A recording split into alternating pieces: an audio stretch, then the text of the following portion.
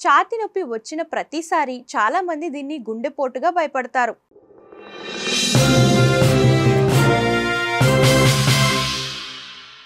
ఛాతీ నొప్పి, గ్యాస్, గుండెపోటు రెండిటి లక్షణాలు ఒకటే అయినప్పటికీ దీన్ని విస్మరించడం ప్రాణాంతకం కావచ్చని వైద్యులు హెచ్చరిస్తున్నారు.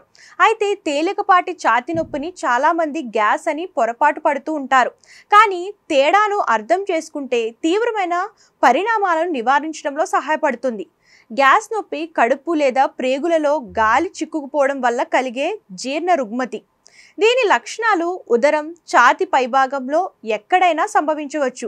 దీంతో పాటు ఉబ్బరం, త్రేనుపు, శరీరంలో భారమైన అనుభూతి కూడా ఉండవచ్చు. అతి ముఖ్యమైన తేడా ఏంటంటే నొప్పి తరచుగా గ్యాస్ బయటకు వెళ్ళడం, త్రేనుపు రావడం ద్వారా ఉపశమనం పొందుతుంది.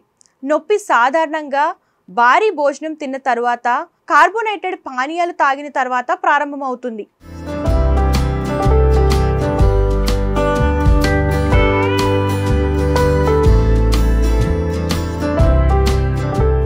గుండెపోటు వైద్యపరమైన అత్యవసర పరిస్థితి.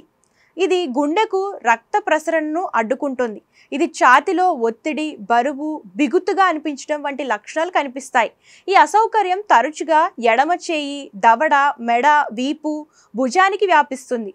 అలాగే చెమట, శ్వాస తీసుకోవడంలో ఇబ్బంది, తల తిరగడం, వికారం వంటి లక్షణాలు కనిపిస్తాయి. గుండెపోటు నొప్పి విశ్రాంతి తీసుకున్నా, కూర్చున్న భంగిమ మార్చుకున్నా మెరుగుపడదు.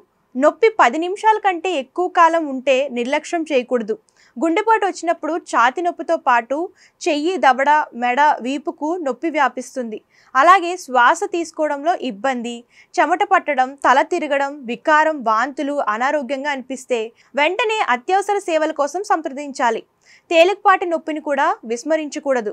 వైద్యుల అభిప్రాయం ప్రకారం ప్రేగులు, గుండెలోని నరాలు ఒకే ప్రాంతానికి సందేశాలను పంపుతాయి. ఎడమ వైపున గ్యాస్ పెరిగిపోయినప్పుడు అది డయాఫ్రాగంపై ఒత్తిడి తెస్తుంది.